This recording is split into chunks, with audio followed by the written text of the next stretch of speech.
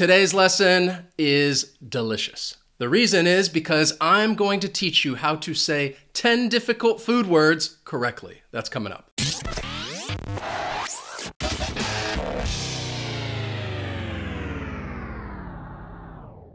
So all of us like to eat. Well, at least I hope all of us do. And therefore, I thought it would be useful to talk about food. And specifically, I'm going to talk about 10 food words that are difficult to pronounce. Now, they may be difficult because of the way they're spelled or the way the syllable is stressed. And what we're going to do is I'm going to tell you the word and repeat it again and again and again so you can hear the correct pronunciation. I will tell you how many syllables the word has and which one is stressed. In addition, I will give you the phonetic spelling so that you can see how the pronunciation is really spelled. And I'll just give you a little information about the food in general, mostly my opinion, just to spice things up. So let's begin. The first word is zucchini. Zucchini. This word has 3 syllables and the stress is on that second syllable, that key. And that's where it confuses people because of this spelling. That CCHI just has that key sound, zucchini,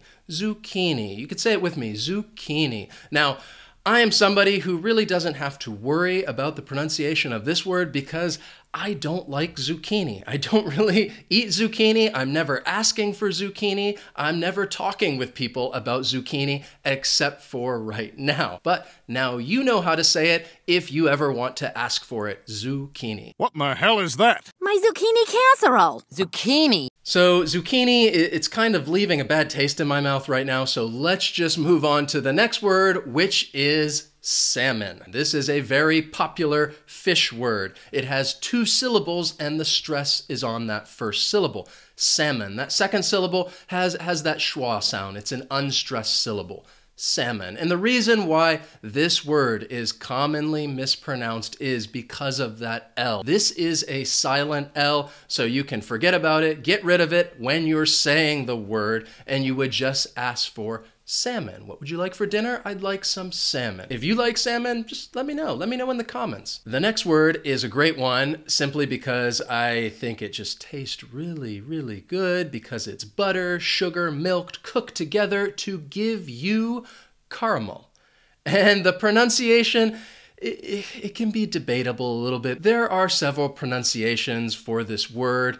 I think that all of them are acceptable, even though I'm sure some people would be like, no, there's only just one way to say it. But I'm going to tell you all 3 ways to say caramel. First, you should know that the word has 3 syllables and the stress is on that first syllable. That second syllable is going to have a schwa sound, and that final syllable is where you might hear a different pronunciation. People might say caramel, and that mul is that third syllable, or you might hear people say caramel and mel. So it's a difference between mul and mel. Caramel, caramel.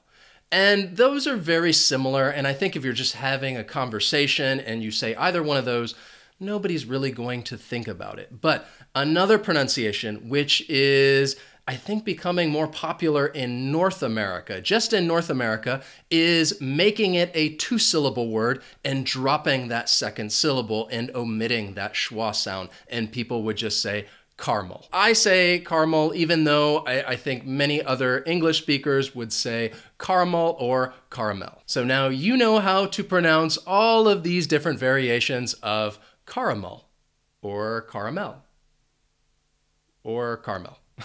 You decide. Caramels. It's good. It's caramel. I love caramel apples. You can't eat caramel. Try the caramel, it's delicious. Ooh. Next is quinoa. Now, you're probably looking at this word and the way it's spelled and you're thinking, what the heck?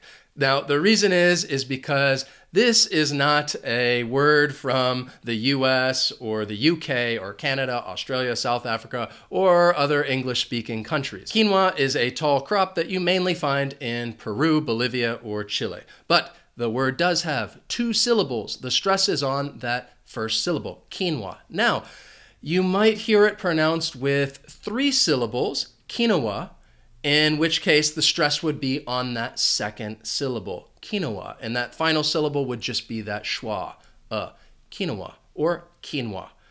Again, I don't have a problem with this word because I'm never using it. Even though quinoa, I've heard it's very healthy, I don't really eat it that often. But in case you like quinoa, now you know how to pronounce it. So let's just move on to the next word, which is a drink. We're switching it up a little. We're going to throw a drink in there, and that drink is a daiquiri. Daiquiri has 3 syllables, and the stress is on that first syllable. Daiquiri. This word can be confusing because that Q-U-I can throw people off. It takes on that K sound.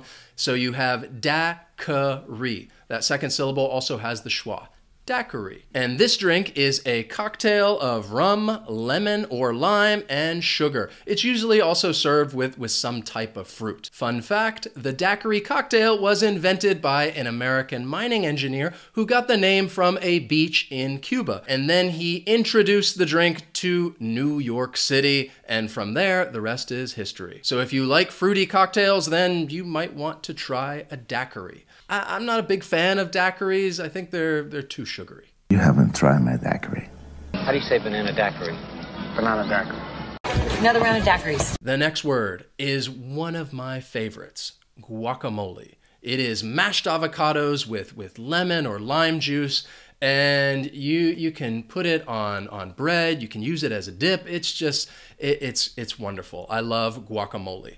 And it has 4 syllables, and the stress is on that third syllable. Now, I am saying it like many Americans say guacamole. Now, it is a Spanish word, and in Spanish, the correct pronunciation would be guacamole.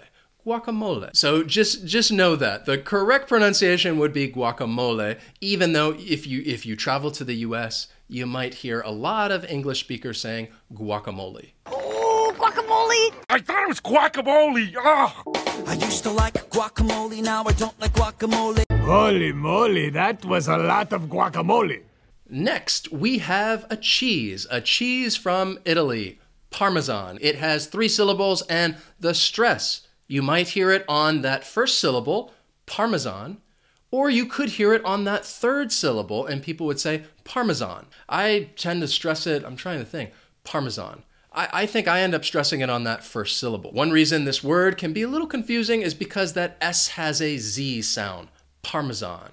Parmesan. I'd like some Parmesan cheese. I grew up in the southeast of the US, and there you might hear people say Parmesan. I don't know where it came from, but just an FYI, if you're there, you might hear people say, yes, I would like some Parmesan. But I would encourage you just to say Parmesan. Parmesan cheese. You want some Parmesan cheese on that? Also from the great state of Wisconsin, an aged Parmesan. Next is artichoke. This food has 3 syllables, and the stress is on that first syllable, artichoke. It is a vegetable, common, I think, in the Mediterranean. Some people like artichokes. I am not a big fan of artichokes. Now, the word sounds similar to the way it's spelled. The one thing I would tell you about this word is that when you say it in English, that R, it's not a strong R, it's very soft.